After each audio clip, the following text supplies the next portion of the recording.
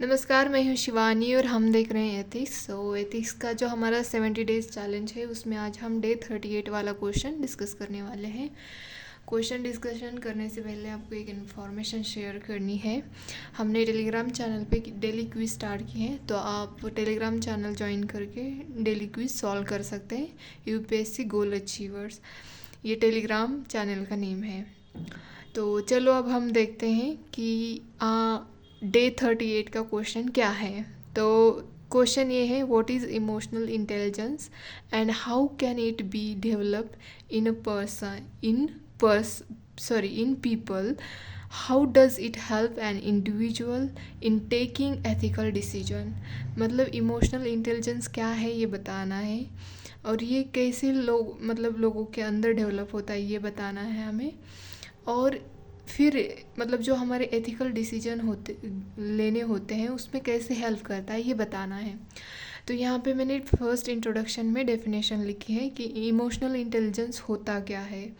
एक एबिलिटी होती है इंसान की to recognise, understand and manage one's own emotions. मतलब खुद के इमोशन जो होते हैं उसको समझना, उसको अंडरस्टैंड करना और उसको मैनेज करना एक एबिलिटी होती है, उसको ही इमोशनल इंटेलिजेंस बोलते हैं। जैसे कि हम खुद के इमोशन समझ सकते हैं, वैसे हम दूसरों को भी समझ लेंगे और उसको पहचान भी लेंगे। यही होता है इमोशनल इंटेलिजेंस। और इसके जो है इट्स इंटरलिंक्ड कंपोनेंट्स, इसके जो कंपोनेंट है वो कैसे हैं कि सेल्फ अवेयरनेस होना, सेल्फ रेगुलेशन होना, एम्पैथी। मतलब कंपैशन से थोड़ा कम होता है एम्पैथी, मतलब अपने आप को दूसरों के जगह रख के देखना, ये एम्पैथी होता है। ये मोटिवेशन और सोशल की स्किल्स, ये सब इसके कंपोनेंट्स हैं।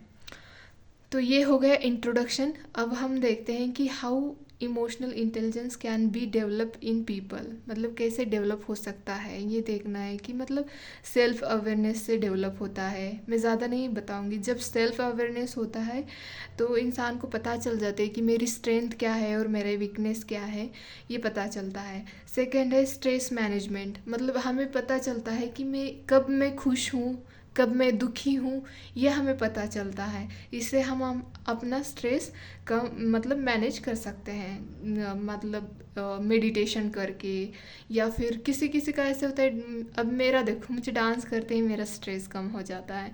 किसी को घूमने से हो सकता है, किसी को मेडिटेशन करने से हो सकता है। तो ये हर किसी का अपना अपना हो सकता है। थर्ड है इफ़ेक्टिव कम्युनिकेशन।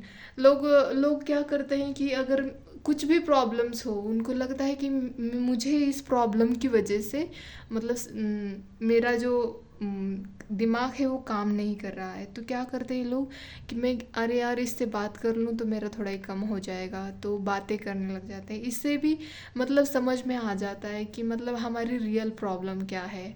तो इससे भी हम अपना हमारे इमोशंस मैनेज कर सकते हैं।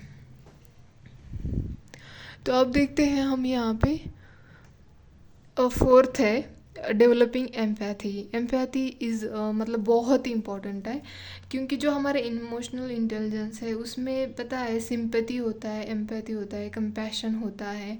तो ये ये इमोशंस है कि कैसे हमें डेवलप करने हैं हमारे अंदर। कंपैशन एक हाई लेवल पे आता है, उससे कम थोड़ा एम्पैथी होता है, उससे कम सिंपैथी होता है। तो आप पढ़ लेंगे तो समझ में आ जाएगा। तो डेवलपिंग एम्पैथी एबिलिटी होती है कि दूसरे दूसरे क्या समझ दूसरे कौन सी दुविधा से सफ़र कर रहे हैं या कोई परेशानी से सफ़र कर रहा होता है, तो उसको समझना एम्पैथी होता है। और उसके अकॉर्डिंग एक्ट करना एक बहुत ही हाई लेवल की इंसान के अंदर एम्पैथी डेवलप हो जाती है। फिफ्थ है टेकिंग रेस्पॉन्सिबिलिटी। ये एक इमोशनल इंटेलिजेंस का ही पार्ट है कि देखो, एक तो हम अपने खुद के इमोशन जानते हैं, उसी के अकॉर्डिंग हम एक्शन लेते हैं। और वही अगर सपोज़ आप आपने गलती की है तो आपको रियलाइज़ होता है। जैसे कि कभी कभी होता है हमने पढ़ाई नहीं की, तो लगता है आज का दिन हमने इफ़ेक्टिव पढ़ाई नहीं की है, तो ये हमारा फॉल्ट होता है, तो हम उसको एक्सेप्ट करते हैं और उस पर वर्क करते हैं। तो यही होता है रिस्पॉन्सिबिलिटी लेना।